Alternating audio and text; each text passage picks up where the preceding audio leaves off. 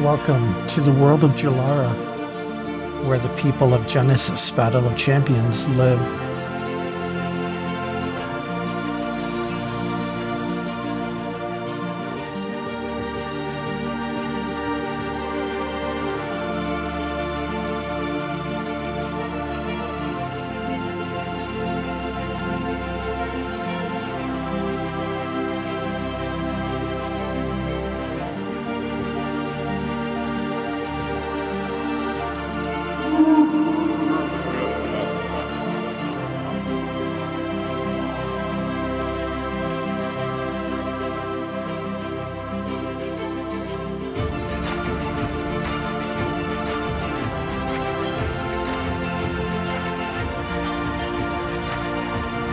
Our in-store gameplay community is growing. Visit GenesisBattleOfChampions.com to find a local game store near you.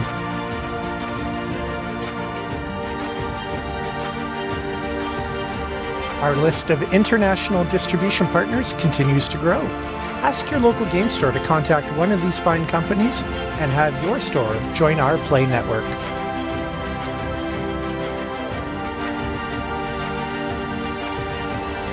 Visit GenesisBattleOfChampions.com to explore the lore of the lands. There are chapters of lore that you can read, chapters of lore that you can watch, and there's also a helpful map where you can learn where all of the key characters in the next set live inside the world of Jalara.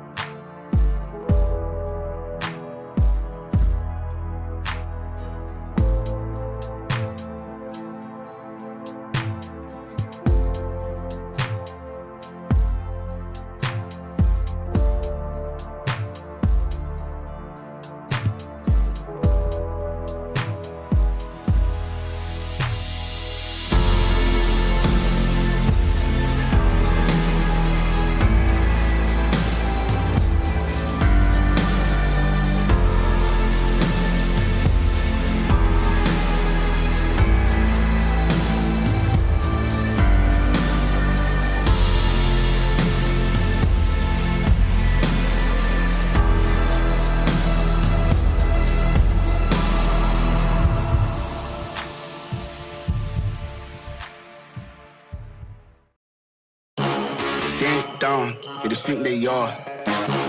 Another little wannabe gangster trying to play hard. Ding dong, they just think they are. Another little wannabe gangster trying to play hard. Woo.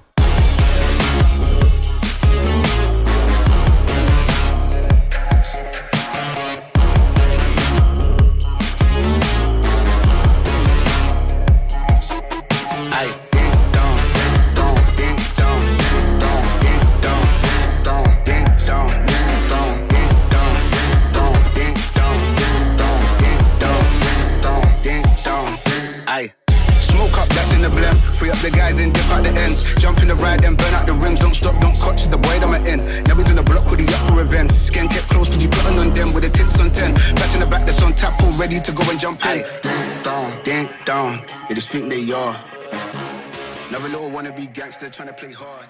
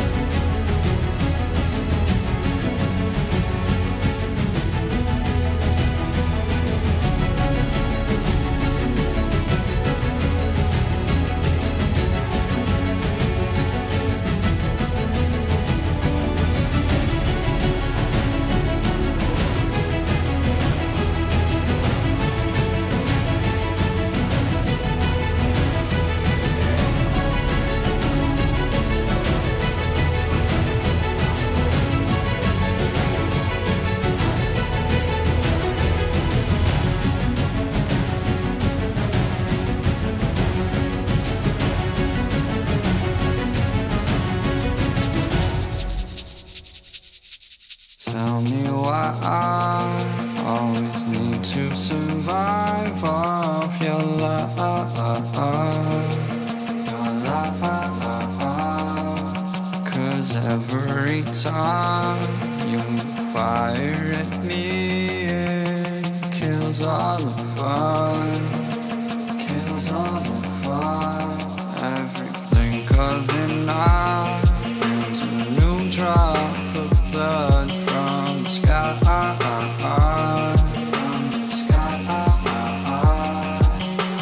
I don't mind, 'cause the way that you lie makes me feel so alive, feel so alive. 'Cause the rhythm awaits, waiting for my bones to break.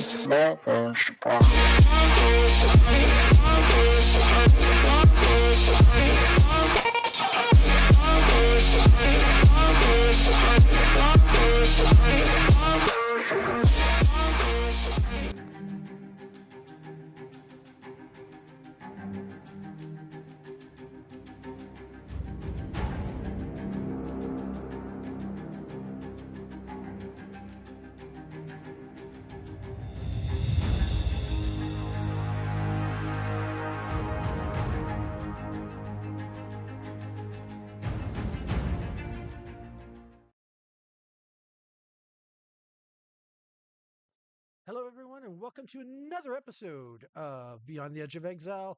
My name's Jason. Joining me on my right, my left, your right, is the one and only Will. Will, how you doing tonight? Good. How are you doing tonight?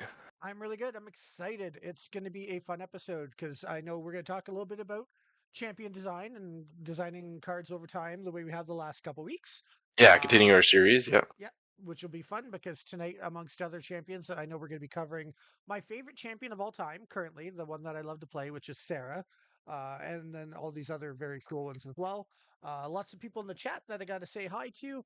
I'm going to be adding all of the names of everybody who comments in the chat this week during the episode for a chance to win a free booster pack, just like we do every week. Saying hi to Ryan and Stephen Cullup, and I just accidentally closed the chat. Andrew Potter, Cardboard Cohorts. He's at the gym. Got to get those gains. Keep it up, Cardboard Cohorts. You rock. Uh, Looks like that's about it so far. And once again, I got to get my voice turned up. Will, is there any way to turn your volume down on your end, I wonder? Because you always come through so much louder than I do. Oh, I could try this. Is this working at all? That's I probably my volume. hmm. Let me see if it's so difficult because I for whatever reason signals coming in through Discord are awful loud compared to mine. We'll have to try and figure it out. If you just keep your mic a little bit away from you, that might help, right? So Sure. Yeah, yeah. Try speaking quieter too. I don't know. yeah. Whisper sweet nothings to us all night long. Well, I try to speak a little bit louder. Oh, which means sorry, Will, if I'm yelling in your ear, I apologize for that. But I guess you can, at the very least, you can turn your own headphones down if I speak too loud to you. So Yeah, that's fair. Yeah, yeah. yeah, yeah. So yeah, I'm excited for tonight. I'm excited because tonight is episode 49, Will. 49 episodes since we kind of resurrected the game that was starting to die. So I'm very excited. It's been almost a year. It's been a great year. We saw the release of Invasion in December and the starter decks were well received and we've made a lot Yeah. of connections. We've established new distribution partners. There's been lots of stuff, lots of exciting stuff that's been going on. So we'll be talking a lot about all that stuff next week on our 50th episode because I kind of feel like 50 is a cool milestone. It's a big one. It's a big So milestone. I feel like it is, yep. And we're going to have a very big announcement next week during our live stream as well. I'm not going to give anybody any hints tonight, but I will say that next week's episode is going to be like a really big milestone 50th, big announcement. It's going to be one that everybody who likes the game is going to want to tune in to hear and be a part of. There's probably going to be a lot of questions getting asked next week after we talk about some really Yeah. cool stuff. So I'm throwing the feelers out now to everybody watching at home. Make sure you don't miss next week's episode. Episode number 50 is a big one. And we're going Big to be one. pulling out all the steps next week for all the Genesis fans all around the world, not just Canada, not just the States, but everywhere. There's going to be some really cool info, some news and stuff going on. You're going to want to be here next week for it all. It's going to be a lot of fun. Will and I are going to be here just dishing out exciting stuff, just handing out all the stuff like candy at trick at Halloween. Just it's gonna be a lot of fun talking about stuff. But that's next week. For this week, we get to talk once again about some of my favorite champions, including Sarah. I've got a whole bunch of images up on the screen ready for us to jump into the discussion whenever you like. And it'll be good once we do get started, Will, because once we get the first couple champions up and you can start talking about the design process and what it was like, I think we'll start with oldest and work our way to newest, if that makes sense. Makes sense to me. Um, Yep, that sounds good.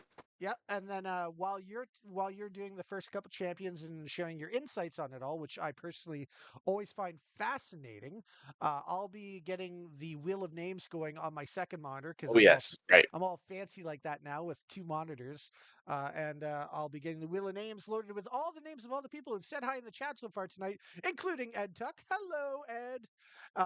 Because everybody who chats tonight is going to get a chance to win a booster pack. So this is going to be fun.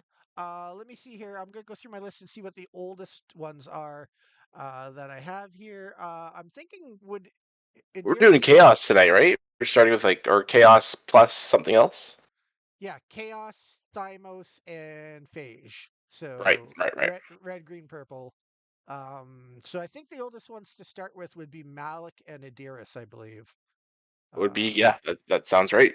so Nothing older than that. So I'm gonna load them up on the screen. Oh, Malik's in the right spot, but Adiris, I accidentally don't have her big enough here, so I got to change that for a second before I get that up on the screen. Sorry. Well, here's what I'll do is I'll switch it over, get get Adiris up, and then it's actually Malik in the background. I got to drag out here. Somehow that got shrunk. So let's give Malik the proper sizing, because we know JC loves Malik, so we got to show Malik some respect by the proper that is sizing true. for her. It is JC's go-to, I think. Or well, Yeah. I don't know. You talk to JC, and sometimes he's like, "Oh, I just play Malik just because of the challenge," or other times you talk to him, and it's like he thinks Malik is, you know, the greatest champion. But I think behind the scenes, he knows that like there's clearly a difference here, right? Like Malik is supposed to be that berserker, barbarian type of, running in and doing a lot of heavy damage. But what ended up happening, at least early on, is that there was so much summon play and so much spell play, with techniques like bolt shot, tsunami, right? That Malik really excels when it has another threat on the board. Um, So that could be any number of things. You can think of any sort of Chaos or Thymos big summon that's a threat that works within that 80 aura, and that would be sort of your go-to. Having something there, right? Because if Malik is not necessarily taking all the direct fire and able to dish out some damage, and then there's also other things on the board, Malik can be really, really threatening because it is a lot of HP, right? Currently, this is our most HP, especially at this time. The next closest was Long at 28, and then we had 25, which happened to be Idris. Now, some people say Idris, some people say Idris. It's whichever rolls off the tongue, I guess, best. Um, and this was the champion that always sort of, people kind of just shook their head at. um, just so much health, so much aura, and just that ability to hit anything in the arena from anywhere, and you can't really dodge it unless you have like a Chrono Walker, and or like a Lambs of Slaughter or something like that. In these days, back in like J beta, um, Adiris was just a powerhouse, just one of the strongest champions, and I think like still to this day, um, Adiris is definitely up there. Yeah. Now, I mean, from the design point, um, these two are it's interesting to see these two in the same color pool, because Malik was they're very decisive, divisive, as far as like, everyone's like, well, Idris is the one of the best to play outside of Nubia. Malik is, why would you ever play Malik? Because you could always just play Idris. Since Malik kind of needed another summon on the board, or something else to sort of draw attention to away from him or them, um, Adiris can do that just as well with another, 45 aura on top of it. Um, Adiris doesn't have the energy, which is interesting because it's supposed to be that mage, but as a mage was the only, back in the day, was the only mage in, the early days that had plus 20 health, right? Newbie had 20, Kendra had 19, and that was the only ones we had as far as mage archetypes for champion. Um, so the 25 and that ability to hit from anywhere just put so much pressure on. Now, a huge fan favorite though. Like everyone kind of likes that pyromancer style, and Adiris definitely was a fan favorite, and I played Adiris a lot. So it's actually probably my go-to color pairing at this point was Thymos and Chaos. So you said that in your opinion, basically, why play Malik when Idris or Adiris just kind of has better stats? I just want to know how many arguments has that caused over the years between you and JC? I think, I mean, ingest some good arguments when we really get into it, but the five health difference compared to the 45 aura is the biggest factor. Um, yes, like Idris is just two action speed abilities, so you cannot double move and do something with your champion, whereas Malik can. But normally Idris is just sending waves of summons at the front and then lobbing fireballs over top, right? And kind of playing that sort of defensive but aggressive sort of game plan. So, um, So I got a question for you. Since you're one of the two main parties who do basically all the champion designing now, I'm curious to know, with retrospect over time, because there's been lots of sets have come out since the first appearances of Malik and Idris. I haven't. I kind of think like the fireball, the deal 2 damage to a target anywhere in the arena. I kind of feel like that's a bit overpowered compared to any champions we've seen since then.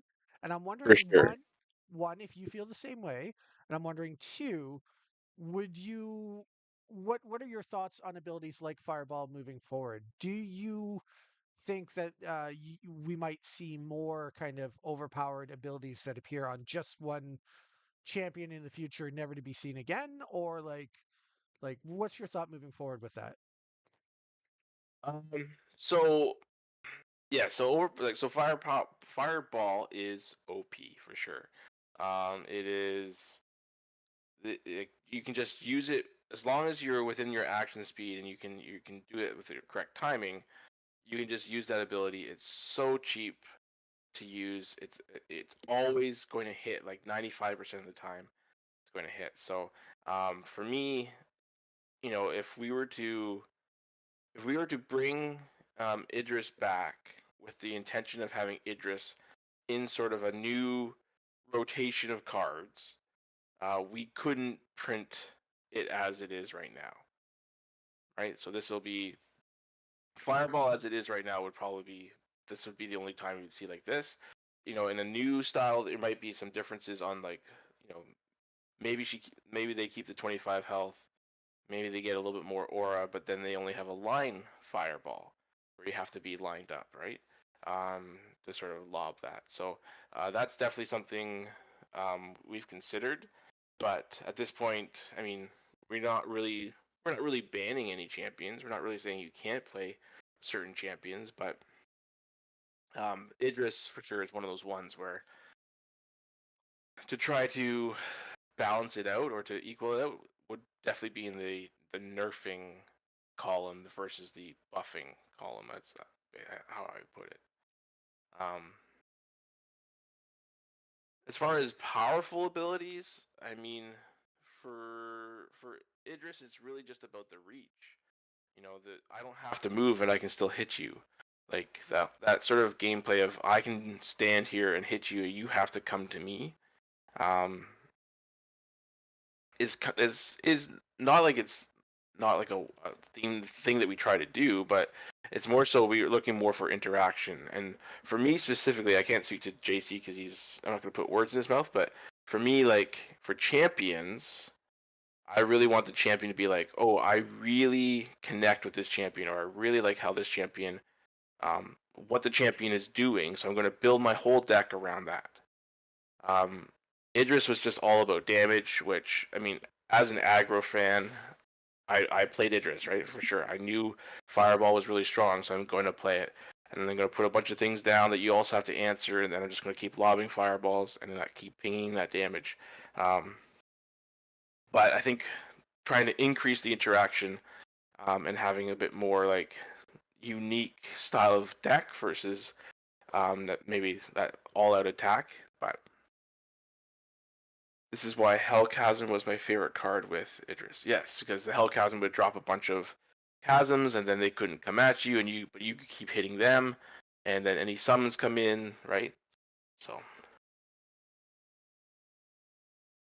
Sorry, I just got distracted for a second. I realized my chat wasn't scrolling down automatically. I'd missed some comments.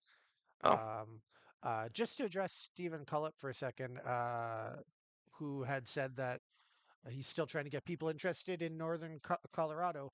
I know we had said it last week, but again, if you can convince your store just to reach out to us, we're happy to send some free promotional stuff down there, some demo decks, some promo cards to give away, paper playmats, all Mm. that stuff, just to kind of give you some stuff to play around with so that anyone who walks in off the street can kind of try the game and see it for themselves. Um, and that offer goes to any game store out there. If anyone's watching, hey, the Card Golem, welcome to tonight's live chat. If anybody's watching and you're a fan of the game and you'd love to get your local game store to start carrying some Genesis, we're really happy to send some free promotional items to any local game stores out there to help get things going. So Yeah, for sure. That's a huge help too, having stores, starting that communication up, right? And as we try to expand and keep the game growing out, and definitely in the areas where we're just starting to reach out to, right? We need all the help we can get. So hmm yeah, we greatly appreciate everybody who actually mentions it to their game stores. No game can be successful without the support of the players and viewers like you who are watching tonight. So we appreciate all you for once again coming out to join in. I did finally, after weeks and weeks and weeks of not thinking of it, I finally think I figured out a way to lower Will's microphone a bit, and I've adjusted a setting on my end. So hopefully people will find that the volumes are more balanced now. Um, Let me know if I've went too far and Will's now too quiet. and I'm too Um, quiet. wouldn't that be funny? So bottom line here, what I'm learning is Idris is overpowered. Fireball is amazing. Malik's just got worse stats, and JC is must just love rooting for underdogs. I mean, the build with the Brooks, right? So Brooks have always been notorious for being so cheap for what it gets you. In Malik was really good, and then also the Ajna Tiger, because you could use sort of that energy reduction to play the Ajna Tiger. It's a swift beckon, and now we have things that can go really well into a Malik deck as well, like Gargantuan Rabbits or um, what's the new one? Archon of Vengeance, or any of those, even some of those angels, right? Like the Angel of Vengeance or the Angel of Death. Those can work really well too. But from here, we go to Odara, I believe, right? It's the next oldest. Yep. Let me take these two off the screen real quick here. And then yeah, the next one I've got would be the original Odara. Um, if you want, I have the other Odara as well. Sure, put them side by side. Okay. I'll just take me a second to track down the other one. I have so many card images preloaded for tonight. It's hilarious. Oh, I know why. Give me 1 second here. I'm actually on the wrong screen here. I forgot.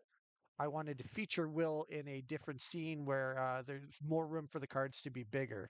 So I got to bring Will back, and I got to load up the two Odaras. One Odara, two Odaras. Take off these other cards that we don't need yet. And Ooh, then I new just backing. Yep, yep. Just and I'll have you on the screen in just a second. I just got to update.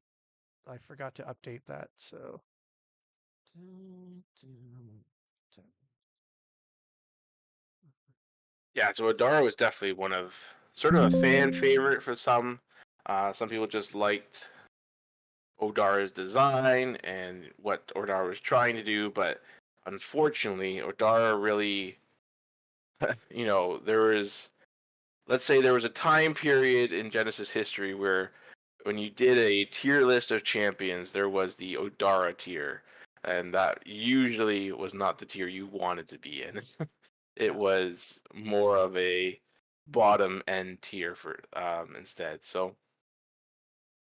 um, however, I think as you can sort of see from our new design, um, from taking from some of the older champions were have been tested for a while, trying to get them into an updated form because there has been a lot of time that's passed since alpha and beta, right? yeah, Or rays. So, Ardara's weaknesses really seem to be, well, if I have 20 health and 110, why would I play Ardara and not play Idris? Right? The same thing with Malik. I could go 5 more health, 15 more aura, and be able to do 2 damage from anywhere. Um, and the spur on ability originally, dealing that 2 health, it really limited which summons you could actually use it on because some would go, if a 1 health summon basically in Genesis can die to anything. Right. There's a lot of swift 1 damage. There's a lot of area 1 damage, or sorry, not area, but like multiple awareness point 1 damage. So if you had a 3 health summon going down to 1, you basically weren't going to attack with it unless you had some sort of advantageous position, which I think Odara definitely allowed for those tactical players to really excel. But in our update, what we did was we added some extra health, gave Odara a bit more, health as far as it can be up front, could be more advancing, less, having to be behind their summons, could be more in front, could try to move around, be up with the summons.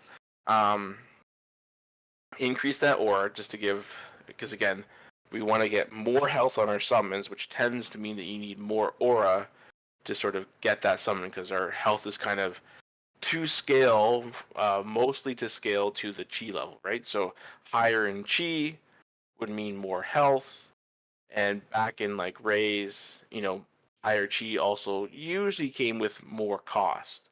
Now we've sort of seen a design shift away from that, where your high chi actually gets you a discount on costs, and then because you You think can't that was run the as right many of move? them. I think so. I think it definitely allows people to be more interested in play more. Um, 8Gs, because for a long time, a lot of decks would stop at 6 and 7 because 6 and 7 is sort of that sweet spot, right? So your Yep. Brooks, your Chrono Walkers, those types of death companions at that point, you can just do so much more, right? Going up to an HE really hurts how much you can fit in as far as trying to support. Now with a bigger card pool, obviously, you want to have some really good HEs that people want to play with, just to, people like to have those big summons on the board. Occasionally, right? Some people don't want any summons, but Oh my God, yeah. um, We'll talk about that when we talk about Sarah later. I have a story about this weekend to share with you. okay. People who play no summons drive me crazy. um, so the other thing we did was we bumped up the damage, and we gave Spur on a little bit better um, cost. We kept it still at the 2 because, when we tested it at 1, it really became too strong. It's really interesting sometimes in Genesis. A difference of 1 or 2 can really change. The degree of change is so small, but the effect is so big. Um, Which is why you want to really thoroughly test everything, right? Because over time that can make a big difference for gameplay in general. 100%. No summon Odara. I want to see that build. Yeah, Chrono Walkers. If anyone could do it, Damien, Chrono Walkers could do it for sure. So I like where we went with Odara. I think Odara definitely now, kind of fits more of that. Okay, so I could play Idris if I want to be more aggressive, but I could play Odara if I want to play more summons, and I'm not losing out too much. So I think Odara is in a very interesting spot. So Yeah, nice. what's next? Let's see. After Adara, then I think we wind up going into Origins, Origins, right? Yeah, yeah. which would actually lead right to where I'm looking forward to going. So, because one of my favorite champions here is going to be included in just a second. Let me load these up here. We've got two vampires, Sarah and Shun, on the screen. And so Sarah is my favorite champion because I love this whole carry and feast mechanic. I've said it several times Mm, in the mm. past. Every time a creature of mine, when I'm playing as Sarah, kills a creature of yours, my creature gains a life. It's kind of like Sarah shares her vampirism with all the creatures and teaches them how to gain life by drinking or eating or whatever. So what it was funny though because obviously when you're playing a Sarah deck and you're loaded with creatures hoping to kill your opponent's creatures, it can be pretty frustrating if your opponent's playing a deck style that actually has no summons in it, which is a thing Right. in Genesis. There is the what are the three types of decks that generally people break it down into? I think there's fighter, And fighter would be the Hmm? one that has no creatures, right? Is that right? Oh, Little to no? Fighter means basically the champion does all the work, I'm assuming. Or am I wrong champion again? does all the work, lots of movement, lots of dodging, maybe defense cards, and then big techniques. Yeah. And then there would be like a spellcaster, right?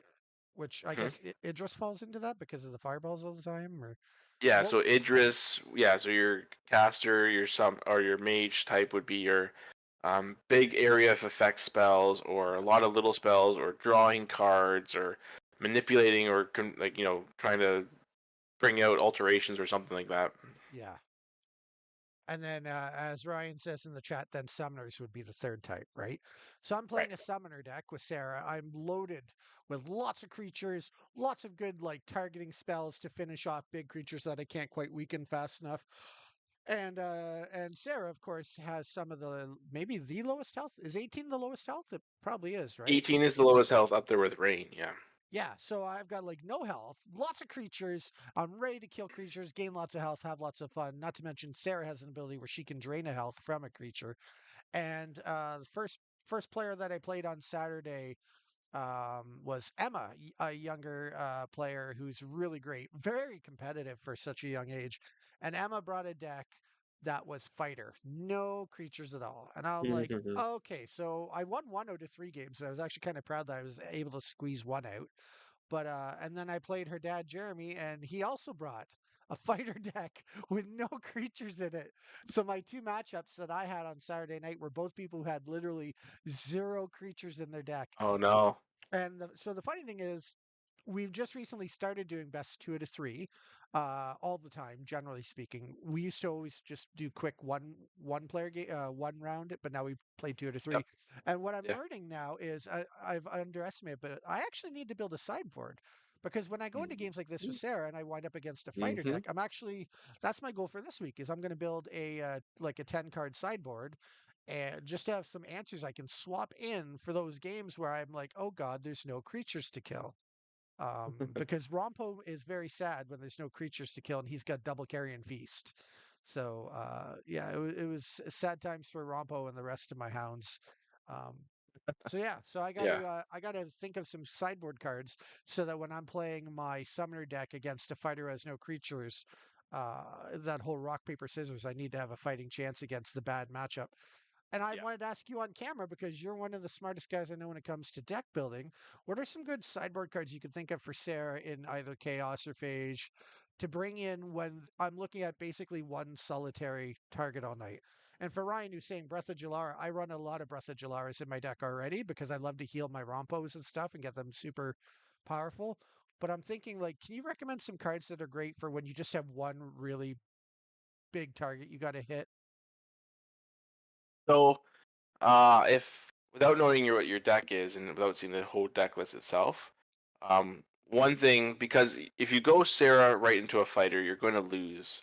So you can't get up too close, right? So you are going to need summons, but maybe instead of having some smaller summons, you fit in some bigger summons, right? Maybe you can pull out a bunch of summons to add in, something that's really beefy that has a lot of health, or something that can run and chase down the fighters, so they have to like be distracted by that. Yeah, Um, Other things would be having a way to, again, we're not worried about now carrying feast and gaining a lot of health. You could, actually, Damien has a good point. Try to like bring out three summons if you can, in a yeah. way, right? So So that I could just getting eat them myself. Yeah. build up that health so you have a little more way to outlast the fighter. Your next option would be then to in chaos and in phage would be to attack the hand of the player. So if you Yeah. know the fighter is going to have a whole bunch of techniques or having movement abilities or whatever, we want to be able to, okay, let's, something like a library's gate. We put on them, they have to discard a card. Maybe we put on the name is leaving me, but there's like I think it's like shock, something shock. It's actually on the list here. One second, and you see their hand and you discard any duplicates they have. Yeah.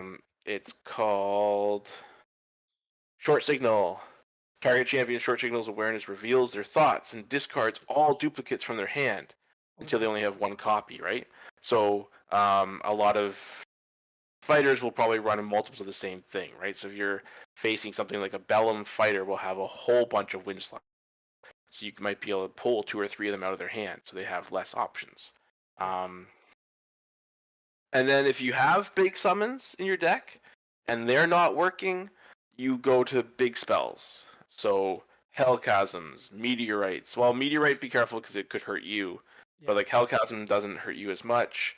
I had a You know, one you of could have Rending Blade that every time I hit it, I loved it. So that card helped me, yeah, big especially Emma was playing. I think it was Fang or Fong. I forget how it's spelled, but yeah, either she, or. she so she was playing that deck and she was making this huge stack because she was playing a card. I'm blanking on the name right now, but basically it counts up every card on the stack and does that much damage. So she do like a Calculated lot of assault. little. Yeah, that's it. That's right. Calculated assault. So she would do a bunch of small spells, but then she'd ask me every time, "Do you have a response?" I'd be like, "No." She's like, "Okay, well, before this resolves, I'm going to add this to the stack," and she'd build this huge stack up. So, which was really cool. That was the first time I played against that champion with a big giant stack all the time. Made for Hmm. some fun interactions, but it made me wish I had some negates or some.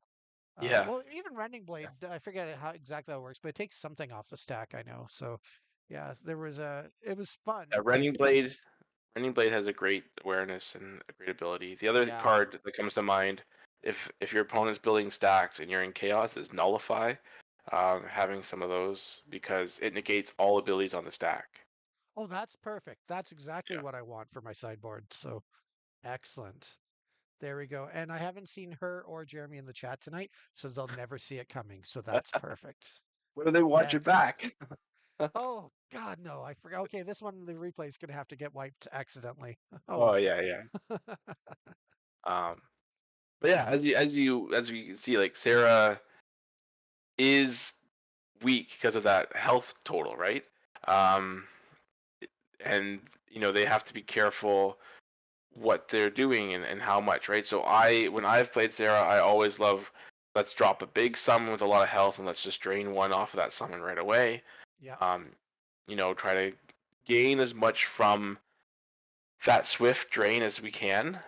Trying to do that sort of to kind of build up that pool of health to sort of outlast or try to outlast some of the fighter's abilities. The 150 aura is huge, right? So that's a lot. That's usually your max amount of aura. So definitely not weak there. One of the best amounts of aura you can have. The Swift Drain is the only one of its kind on a champion at this point. Um, so even though it's 1 health, it is swift. So Yeah. like if you're going for that final attack and you can drain something off, they can it can mess with the calculation. Oh, it's saved my life many times where I've been almost dead, and people will think I can exactly kill you this round, and then I'll drain a life at swift speed, and then Yep. all of a sudden I get to the next round, and like sometimes that's actually won me games because people forget about the swift speed part of that. The swift part is it's pretty strong, pretty strong. I think a And Sarah could probably really use a swift double drain. I think would be great, like a two drain at swift speed. I'm just throwing it out there. I think that would be that's the next evolution of Sarah. Do, do, do, mm, do, do. interesting. And then we have the vampire partner here in Shun, who you know behind the scenes, like in testing, Shun was fantastic. Shun had to get nerfed a lot because there's a couple different iterations of Shun in testing, which always happens. Yeah. But there was times where we kind of had to keep pulling him back, keep pulling it back to sort of get it in line. But then I don't know, it was this weird thing where once Shun came out and people started playing with all the cards, it's Shun dropped off really fast. So strong in testing, but then became so there's a few people who chose to play Shun, and there's definitely some fun builds.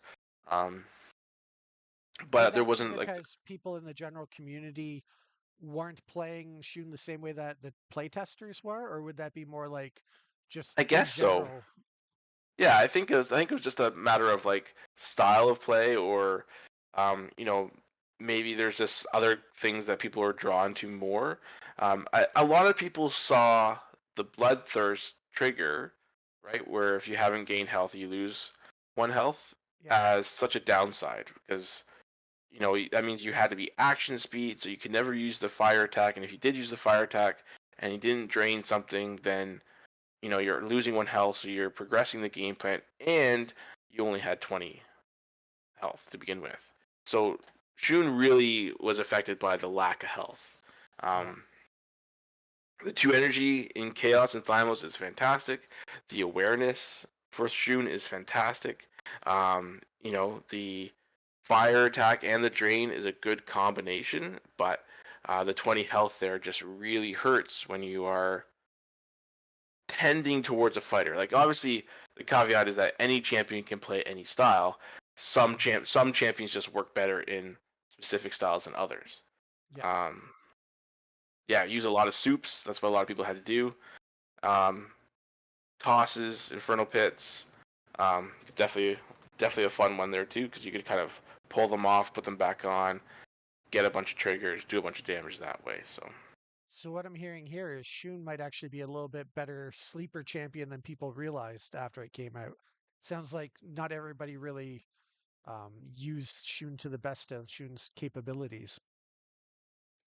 Sure, I think there's a lot. I think there's a lot unexplored with Shun. Yeah. I think, but I mean, that's just my personal take, right? Like, I know like the builds that I was building with Shun in Future League, like at that point, and testing with, and some of the builds I did afterwards, it featured healing fire, right? So you gain a bunch of health, right? So if you can over heal yourself, those first couple, health losses aren't really like you're sort of like gained enough that you can lose a bunch before you really need to worry about it. Um, and the And one do you thing run a that lot of soups? so yeah, so a lot of soups because it works with the game plan. So it was a lot of soups. It was a lot of movement to getting close so I could drain, and it was a big summon. Usually, a big summon that I would healing fire so that now I have a bunch of health. It has a bunch of health. So I basically played a two big thing on the board that had to get answered, or else it was going to take over. The one thing I noticed with Shun is if you can gain sort of like establish a balance or take back the board control, then you can always outlast because your drain 2 is going to be so devastating to their momentum to trying to win. Right. Huh. Very cool. Now But you're making me want to try Shun deck again. there you go. Should do it. All What's right. next? What else? So then we were doing. So we have Phage, Thymos, Chaos. So I guess in Origins we also have Essa, right? That's right. I've got Essa right here ready to bring up. Just give me 1 second. And Essa is now on the screen. But Essa was always the one that everyone sort of like, ooh, we're going to 3 energy is going to, change the game. Everyone's going to be playing this because of the 3 energy reduction. And a lot of people have played Essa, and Essa's definitely scary in very scary and limited and sealed pools because your 3 energy reduction helps you so much. I think Essa suffered mostly from just the lack of green cards, right? The other card colors were more established. The green cards when it first came out just there was a bunch in the Origins, right? Like definitely was a push to get green into the color pie, um, but just seemed to have there wasn't quite green is sort of in this weird space where it was kind of playing anti-meta to all the other colors, trying to like have answers, right? Yeah. So It's also a I really weird situation when there's literally only one set that's had the color. Like that, yeah. that's just you can't necessarily make up for the last 3 sets worth of every other color in one set. Oh no, that's I tough. Yeah, Yeah, it's tough. I definitely think Essa got, and all Phage cards, including Sarah, my love, I think they all got a lot better once Invasion came out, and there was just a more reasonable amount of access More to pool. good cards, hmm right? So, hmm Um, yeah, I remember I like wanting to because I'm the type of player who wants to build with every champion. I don't just stick to one. I try to build with all of them. So I remember when I was building with Essa, my my first build with Essa had 3 green cards. Then when I went back and I sort of tore it all apart and recalculated, I had one green card, and then my final build of ESA was all red. It was just a mono red color with some colorless cards. There was no green, no phage cards at all. Now I Let haven't gone back to that now with invasions, but that'd be let interesting. let me just interrupt you just for a sec to say Yep. hello to bball1fan24 who's asked a question in the chat. Asking if Good anyone is question. selling starter decks. Great question. Yeah, there are stores in both Canada and the United States that sell online that currently have starter decks in stock.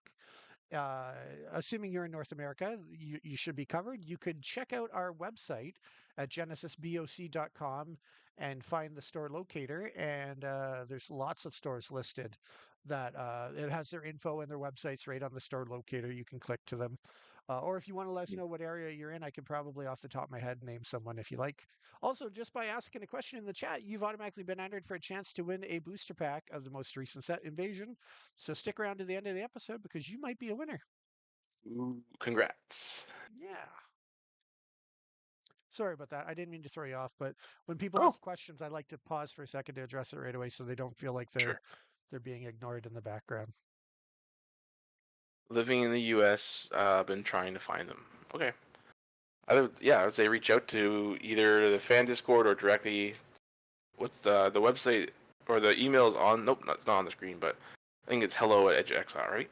Yeah, I can. I'll throw that up on the screen as well. If you want to reach out to us, you can. There's our email address. But while Will talks for a minute, I'm going to check a couple of the stores that are listed on our store locator. I'll check some websites while Will talks to us about a little more about ESSA and some of the other champions. And if I find a store in the US that has them in stock and available online, I'll let you know during the live stream here. So I think ESSA definitely has as far as like the Origins champions. I mean, we're looking at the reflection on design. Um, the Origin champions were a huge. I really like the direction the Origin champions ended up going because they were going more into that. Okay, this is a champion with stats, but it has a unique function. Or this champion really leads me into, like you said with Sarah, like leads me into like I want to be a summoner, right? And then Essa having the 3 energy, I want to fill it up with energy cards and see what happens. So I think at the end of the day, Essa the 3 energy, there's probably some numbers that could have been tweaked a little bit differently. I think there was, trying to balance a 3 energy champion the first time out. I think that's sort of how we got to where we are with Essa. The Swift Earth Attack 2 is fantastic. The Bash trigger, it really depends if you go first or second and how you can utilize that Bash, right? And since it's on the opponent to sort of choose if they pay or not, they're always going to choose the best choice for the situation they're in. Um, Many times facing it Nessa, if I've already used my turn or I know I don't have to move, I'll just say, yeah, I won't pay. You can stun me, that's fine.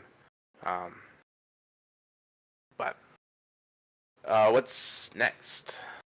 After ESSA, I think we're going into Invasion after that because that would be the last Right, that would be the from the last from previous set. Origins. Yeah, So I'm thinking Harlequin and Yvonne to start with. yep. Those look about right. Perfect. Let's bring those up onto the screen there. I'll just say, given these two and my personal playstyle, I've played Harlequin a lot more than I played Yvonne. I do love Yeah, the ability to just fill the entire game board with lots and lots of tokens with Harlequin. That was a really fun mechanic. Whoever designed that champion, it's really yeah. good. So that portal ability, that free summon, really, really kind of connects with those token style strategies from other games. Um, and the fact that Harlequin had 23 health. So, like, Yeah, Harlequin's sitting at 23, 125, were pretty much Idris stats. Yes, it doesn't have the reach, but you're getting a free summon every time you summon. And so the board can get just really piled up and you can have a lot of turns. So the turn economy is definitely on Harlequin. Now, those summons you're getting are 2 health, so they get wiped out by AoE really easily. Um, But the 23 health is really the interesting point, right? So now we have the first time we talked about champion design. We talked about Erica, right? Erica, you got a summon from the subconscious, but you had to pay for it, and it exerted you. Now we have a summon that's just off a trigger, so you can already see sort of where, as the game began to grow, how we don't always have to pay for a summon to get a summon. You could just get a free summon and have that ability be triggered and have that sort of free resource there. Definitely scary. One of the ones that we definitely test a lot with in testing is Harlequin, just because how many summons can we get out? If we have this really cheap summon that's going to be, let's say, really effective at one thing, what happens if you get that summon plus another summon? Right? So I really like Harlequin too. Definitely leans into my playstyle a lot. Was definitely a really cool Phage and Chaos combination. 125 feels really good. The fire attack one, I mean, still a summoner at the end of the day. You're not frontline with Harlequin until maybe the end game.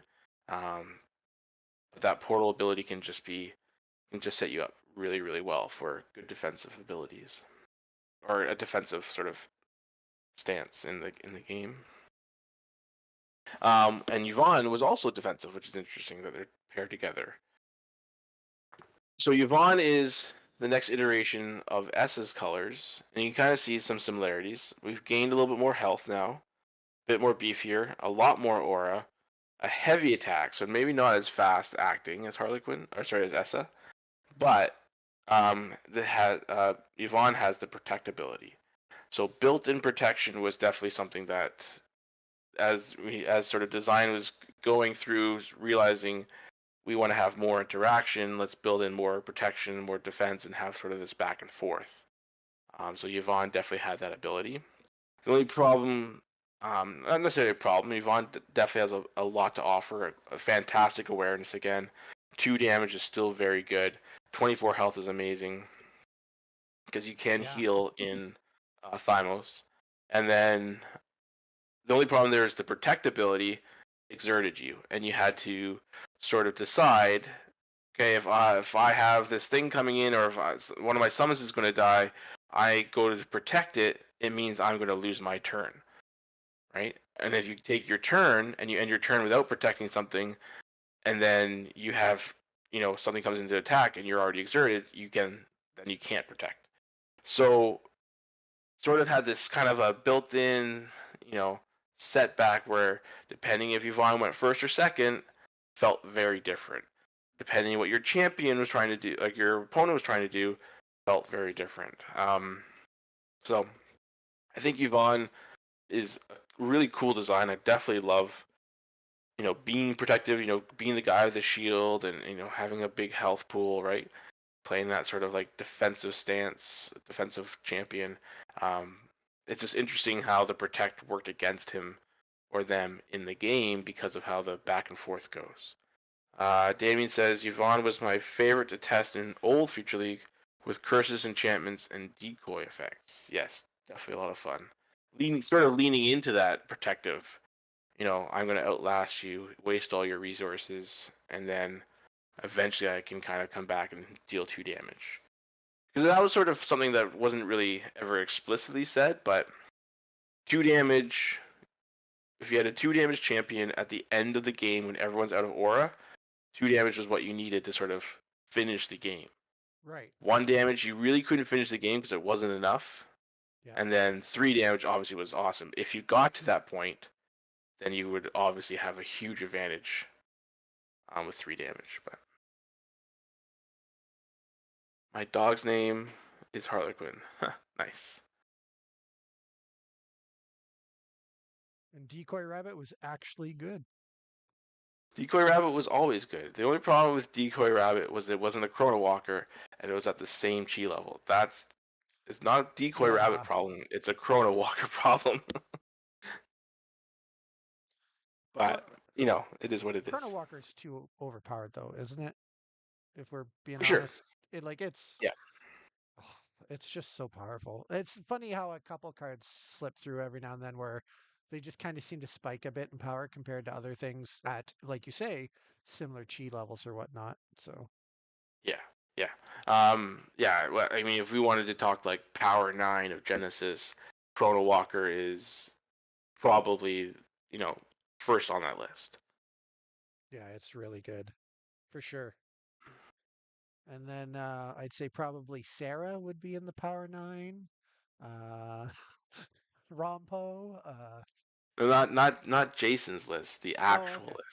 Oh, well, in that list. case, Angel of Retribution's probably in it, though, right? That's a really iconic card that had a lot of Yeah, love for a long time. Angel Retribution was definitely on the list. A little bit, we'll have to say, probably not as powerful now with the rules changes to aerial and flight, but at the time was definitely the powerhouse that it was for a long time. Yeah. Um, and I mean, yeah, there's a whole bunch that could kind of be under there. Bolt Shot What has to would be in there. actually Bolt be the Shot, right? Power For 9 of sure. Genesis? Maybe that's a topic we should do. Yeah, we could do a stream like episode 51 or something. We could do about what would the Power 9 be. Sure. I think Bolt Shot has to be in there. I think. What do you think? That's Does it get in interesting. there? I don't know. I don't know if Bolt Shot so good because of like is it Power 9 level or is it just like the best version of that card? Which what do you mean? I guess it depends on what you define as, you know, Power 9. Like is Power 9, I you think know, part of it in my heart is I like because I beta was just still a thing when I just discovered it, but it was also right before the pandemic, so I didn't get to play a lot.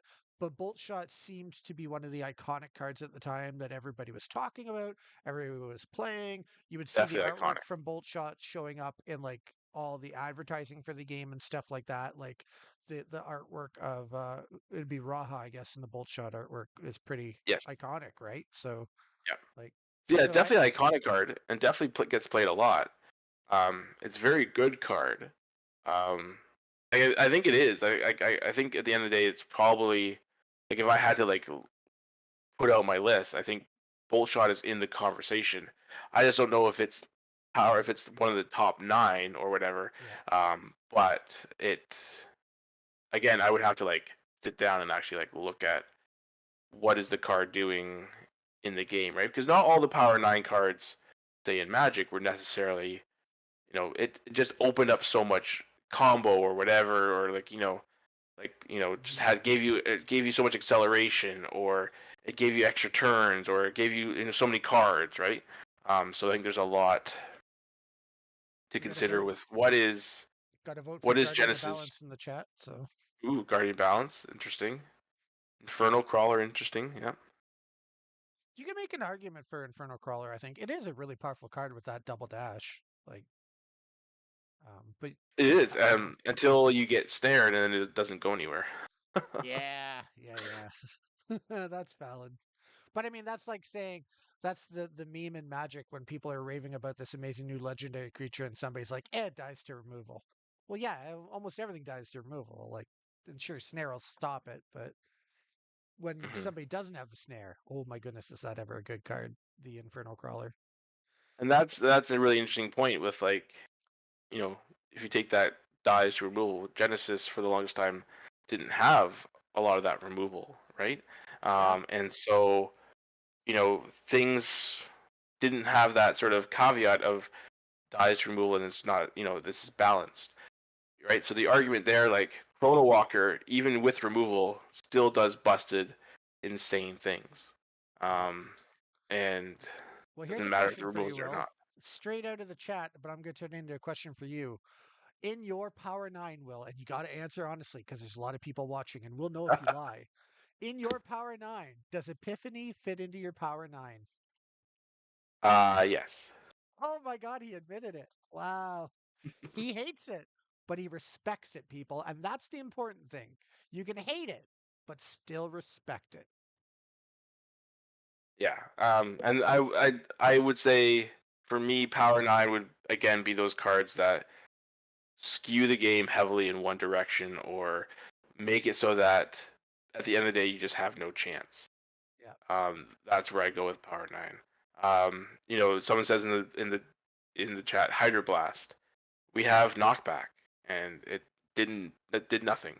At the time, Hydroblast was insane because it was just the cost and what it did at that point. But nowadays, like, I mean, not every like every Thymus deck should run knockback, but it doesn't make it so that all of a sudden Thymus decks are winning all the time. But dedicated studies is definitely up there too. Definitely on my Yeah. list. Yeah, I'll have to make a list and I'll have to give me some. I guess 51, right? So 2 weeks. Yeah. So I'll be prepared with my Power 9 list and yours, and we can have people vote on certain cards to see which one of us was closer to the general community sense of what deserves to be in the Power 9. It'll be a fun little discussion for sure. yeah, yeah.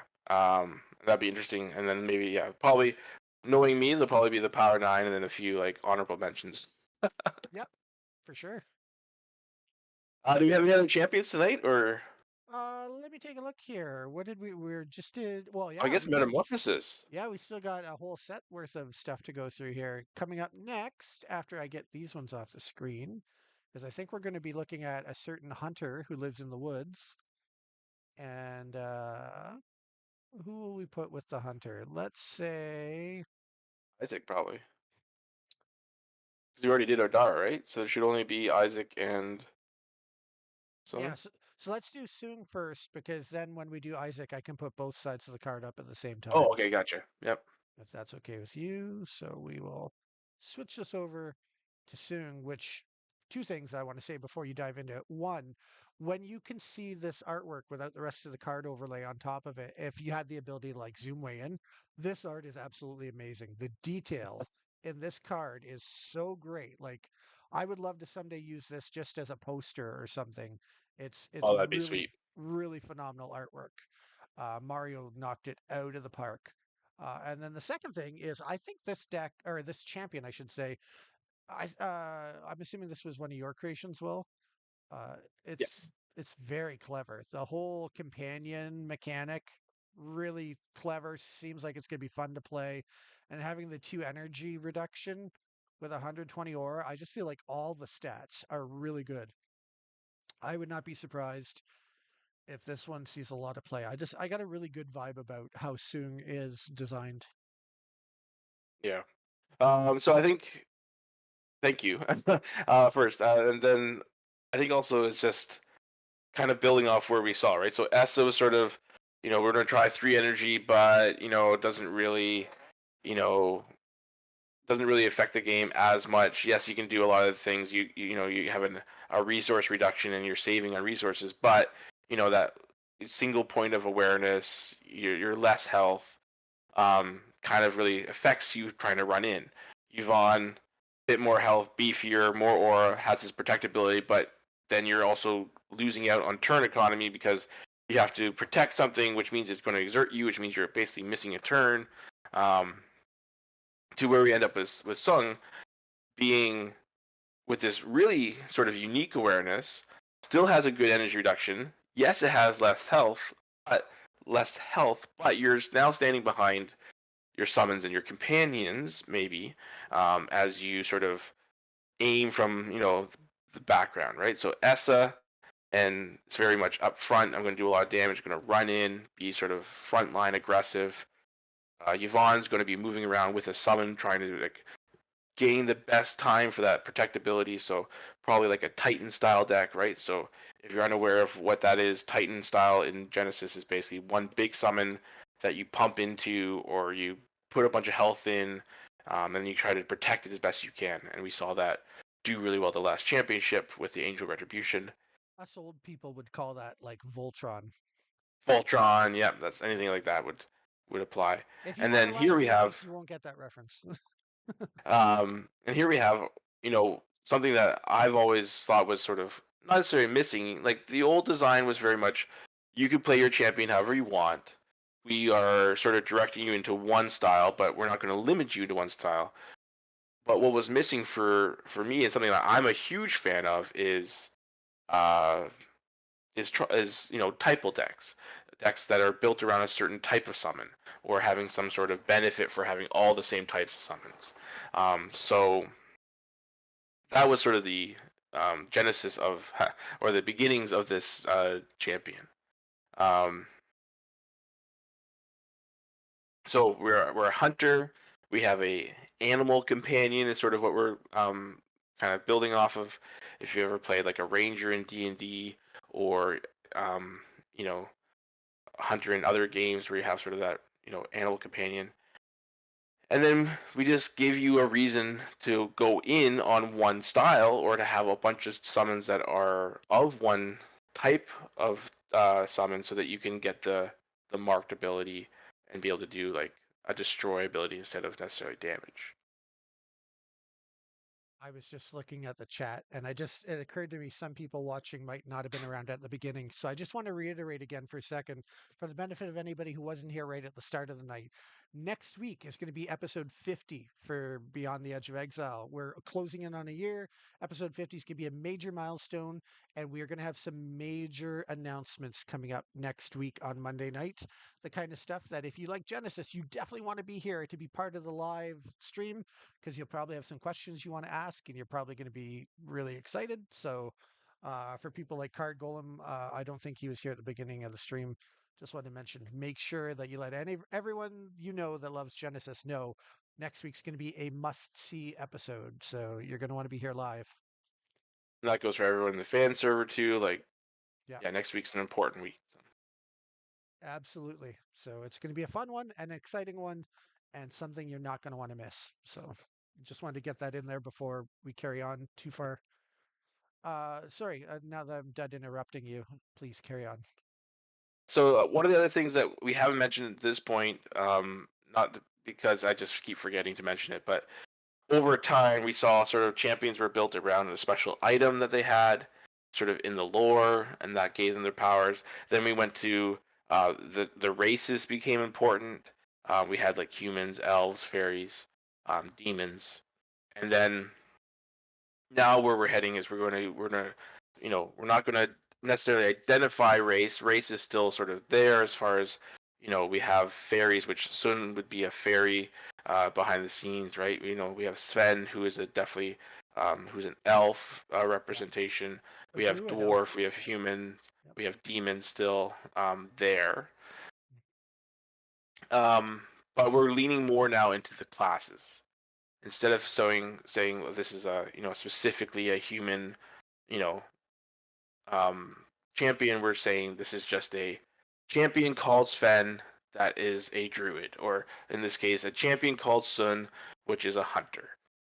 Leaning more into the classes, so you'll see that as we build new champions in, is that they have a class to them, or some sort of uh, job, or some sort of occupation, Hmm. not necessarily their race or special item. Yeah, it's more about where they fit into the world as opposed to their bloodline, right? So, Right.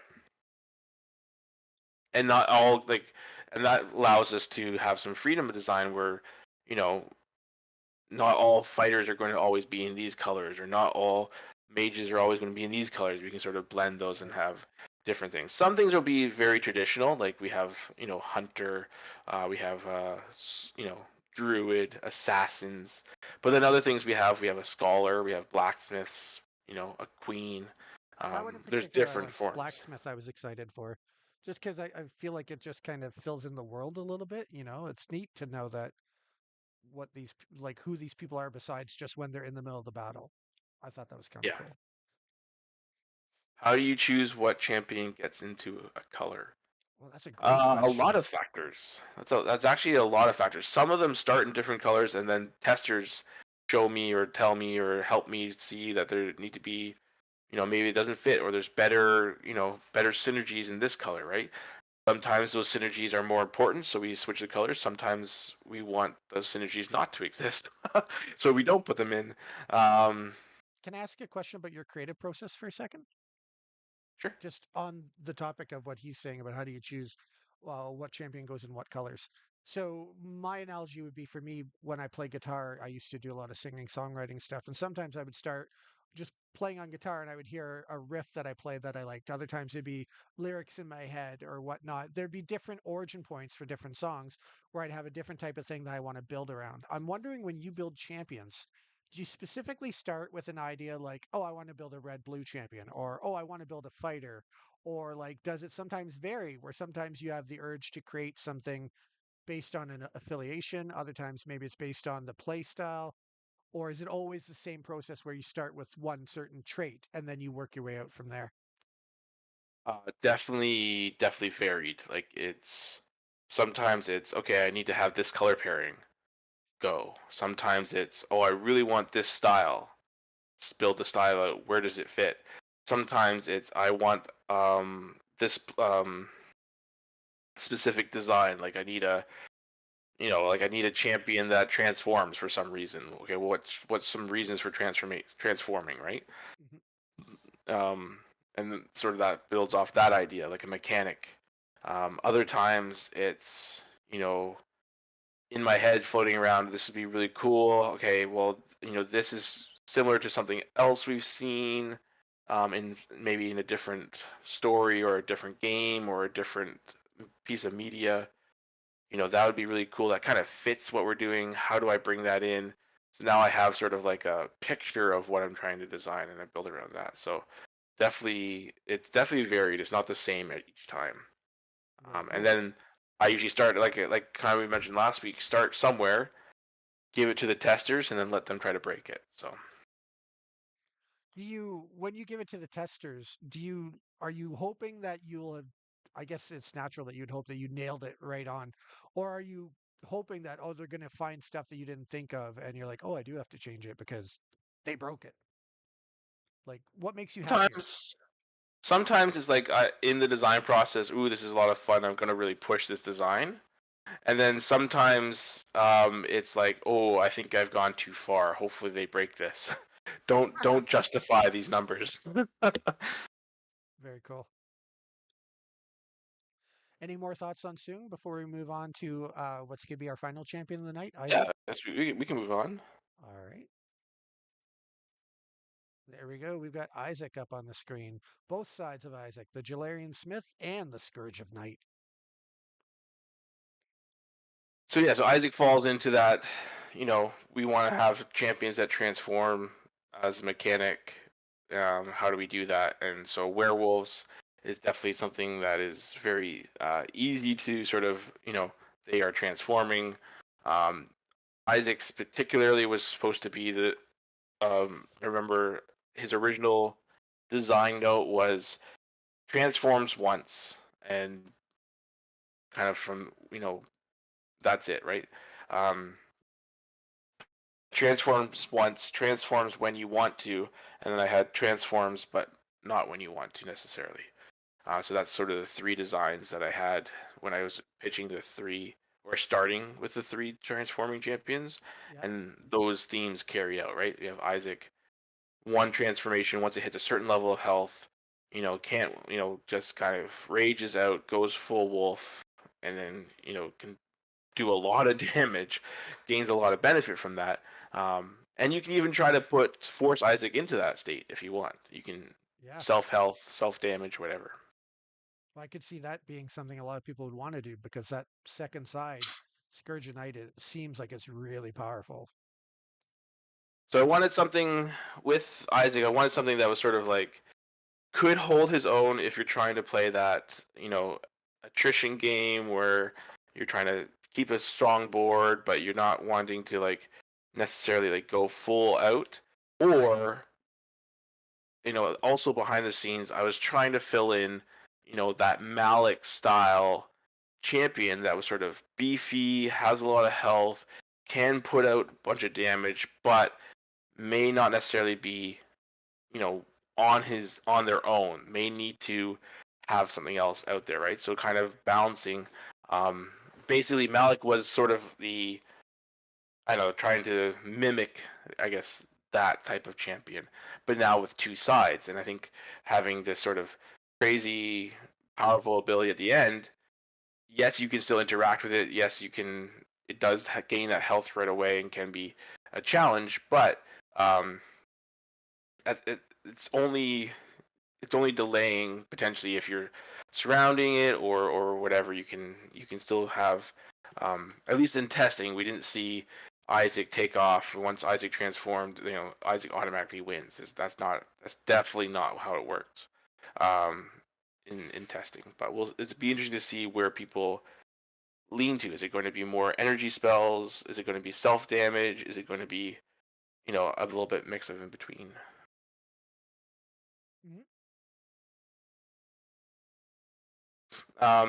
I think the change in transforming here is interesting, right? We have a single awareness, 2 damage to then like a 3-point awareness, or what we call a front awareness with an area attack. So definitely a scary attack. So kind of, do you want to attack, Isaac head on? Do you want to, because once they transforms, it's just going to start swiping each turn it gets, right? I think Isaac's going to be one of those champions that like push mechanics are going to be good against him, keeping him away. But it's interesting to see. So, and also nervous too for me because it's the first time having a lot of champions of my own design coming out. So it'll be interesting to see what the responses are, what people end up building with. When we get to those tier lists, where do my champions fit into the pie with the tier list with other older designs? It'll be interesting to see what people think. But Meteorite's a good call out. Yeah, I think that's Ryan, right? Yeah. Yes, it is. So definitely a good one. A couple of Meteorites. Probably can play 2, and then you're down to 14 health. So hopefully they're down to 14 health too. So you're kind of interacting with both sides. So it'll be interesting. Sorry, I'm just working off screen here trying to get the wheel of names ready because I know we're going to be doing that shortly. So I'm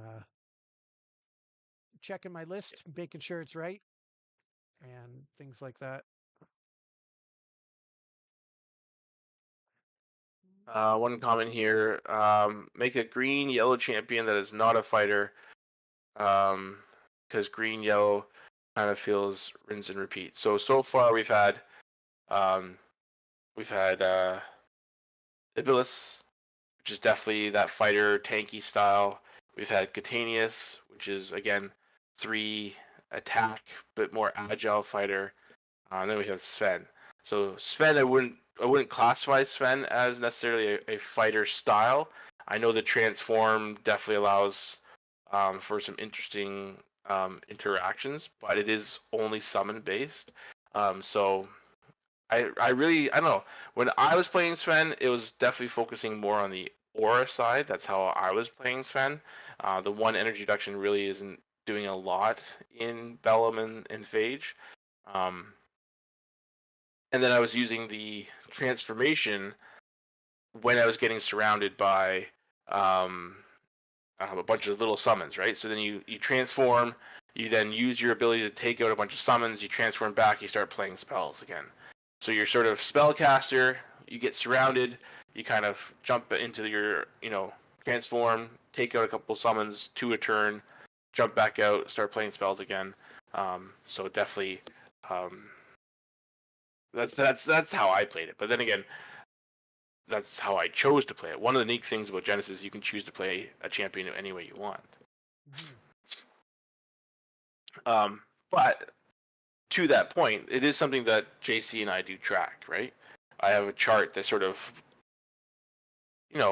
puts each champion inside of a basket, say, right? So, I use sort of like upfront fighter, back row fighter, upfront spellcaster, back row spellcaster, upfront summoner, back row summoner. So as a way to sort of break them down into the 6 different categories that at least I see. Yep. And then usually there's a 7th category for those weird ones that don't really fall into necessarily, doesn't want to be up front, doesn't want to be behind, but is trying to like maybe, like Caleb is interesting because it's more about targeting the amount of cards. So no. I think Sven will take a really strong pilot, but I think it's actually really strong. Yeah, I mean, that's what we're going for, right? We're going for champions that are unique, that people connect with. I think we want champions to be the iconic pieces. Why did I choose this? Well, I built this whole deck because of what this champion does, not because of what the cards are, but because I really wanted to play a champion that has a subtype theme, or I really wanted to play a champion that was an assassin moving around. I really wanted to play a champion that transforms into a wolf, werewolf. So that's sort of where we're going with, or at least my perspective, putting those, like, because it's the key piece that you start with, your whole deck, like you're going to be playing with that card the whole time. So making it so that you're actually playing something you want to play or something that you really connect with, I think is a cool aspect to Genesis. But anyways. For sure. All right. Well, I think we're just about at the end of it. I've Yeah. got it. I need to double check my list of names here to make sure I haven't missed anybody. So I'm going to Do it. read out the names on my screen, and if I've missed anybody, please correct me after. I've got Cardboard Cohorts, which was also Andrew, but I'm just going to put him in once because you get it. Nice Stephen Clark, try. Ed Tuck, Damien, the Card Golem, Marcus Pridham, and B Ball One Fan 24. Wow, I almost said BB8. Of my Star Wars urge took over for a second there. Uh, well, yeah, that's. Oh yeah, so I didn't say Ryan's name, so I gotta get Ryan in the list. Slash a. Yep, there we go. Ryan's in the list. And I think that's it. Did you see Timmy T? He showed up there. Oh, he did, yes. And I don't know. I guess I didn't add him to the list. You're right. So I will get Timmy T in the list. Thank you very much. Marcus also jumped in there with a quick hello. Yep, I got Marcus. And Timmy's in the list now.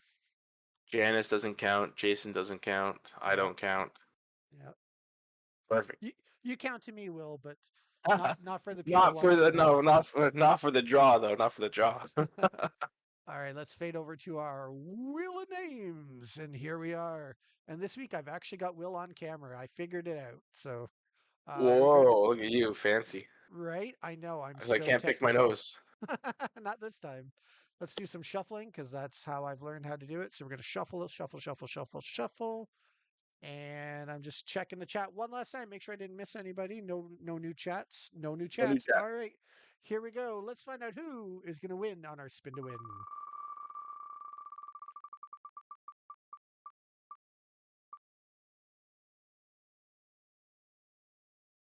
Wow, congratulations, Ryan. Ryan's the winner tonight. And Nicely fortunately, done. I know that kid. And I see him usually every week playing Genesis in a game store. So that will be Amazing. easy to get him his stuff. So Ryan can just pop into the store next time I'm there and I will hook him up with a free booster pack of Invasion just like that.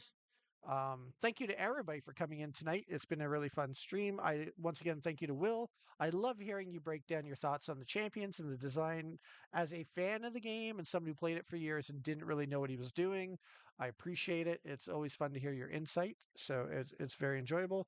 Thanks to everybody who came out tonight, and definitely make sure for everybody watching, you got to come back next week. It's episode 50. And I'm not kidding when I say we've got some major news and announcements and stuff to talk about next week. It's going to be a lot of fun. Will, anything on your mind before we go? Any last words? Oh, I think everything. Yeah, I got everything up. All right. Well, thank you so much, Will. I appreciate it so much. Thank you, everybody, for coming out tonight. And we'll see you right here next week when we once again go Beyond the Edge of Exile. Goodbye, everyone. Bye.